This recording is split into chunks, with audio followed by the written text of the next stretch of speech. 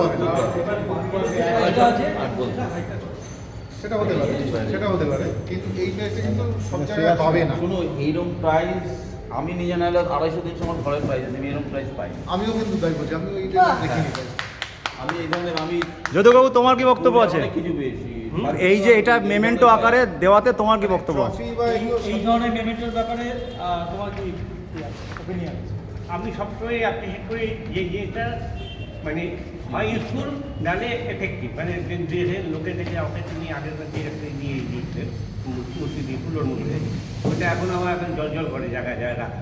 জিনিসটা কি রাখবার মতন, তা উত্তরীয় কী হয়, আমি তো ডোয়ারে ফেলে রাখবো যতই করবো, কিন্তু আমার ডোয়ারটা তুমি গিয়ে দেখেছো যেগুলো রাখবার মতো সব যেটুকুন জায়গা আছে এখন আর বাকি যেটুকুন আছে ওর মধ্যে রাখার চেষ্টা করছি সেগুলো, মানে এটা হয় কি আমাদের এবছরের প্রত্যেককে স্মারক বা মেমেন্টো হিসেবে এটা চুজ করা হয়েছে।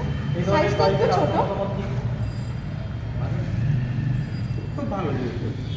খুব ভালো। সবচেয়ে বড় কথা আমাদের হাতের আমাদের জন্য কি বলে বাংলার কুটির শিল্পকে আমরা যে প্রচার করছি এবং তাকে তাদের উৎসাহ দিচ্ছি, সেটারও একটা প্রতীক।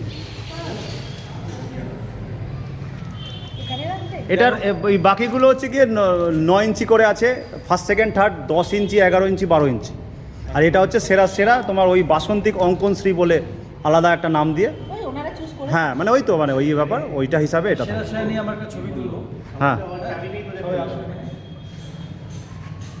চাবি দেখে আমার কোথায় রাখতে হবে।